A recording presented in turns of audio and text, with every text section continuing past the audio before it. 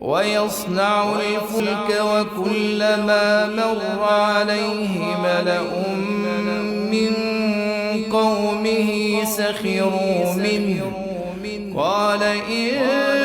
تسخروا منا فإنا نسخر منكم كما تسخرون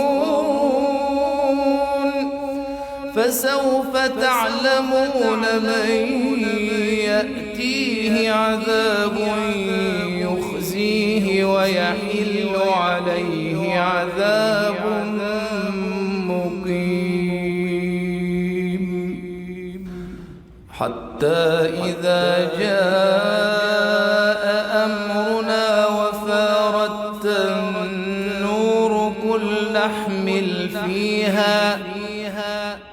نحمل فيها من كل زوجين اثنين وأهلك إلا من سبق عليه القول وما آمن معه إلا قليل وقال اركبوا فيها بسم الله مجريها ومرساها إن ربي لغفور رحيم وهي تجري بهم في موج كالجبال ونادى نوح ابنه وكان في معزل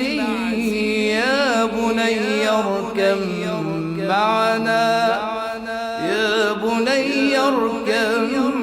معنا ولا تكن مع الكافرين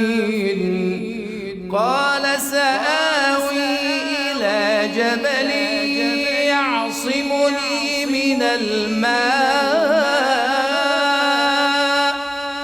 قال لا عاصم اليوم من أمر الله إلا من رحم وحال بينهما الموج فكان من المغرقين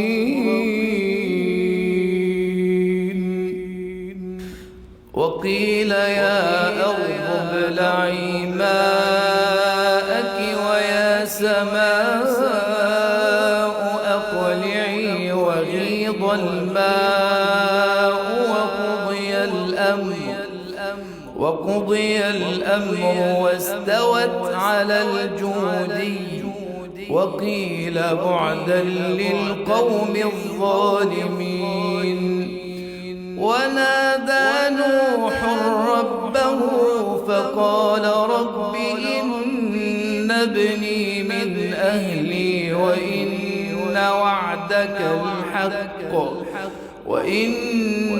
وعدك الحق وأنت أحكم الحاكمين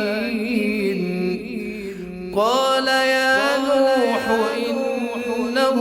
ليس من أهلك إنه عمل غير صالح فلا تسألني ما ليس لك به علم إني أعظك أن تكون من الجاهلين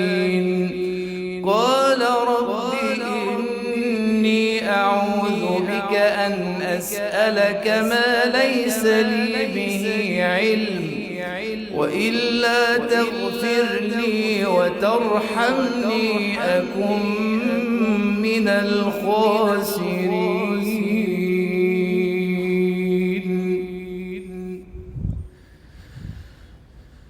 قيل يا نوح اهبط بسلام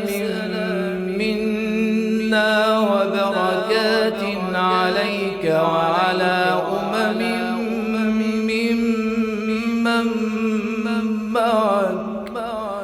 وأمم سنمتعهم ثم يمسهم منا عذاب أليم وأمم سنمتعهم ثم يمسهم منا عذاب أليم تلك من أنباء الغيب نوحيها إليك ما كنت تعلمها أنت ولا قومك من قبل هذا فاصبر إن العاقبة لله.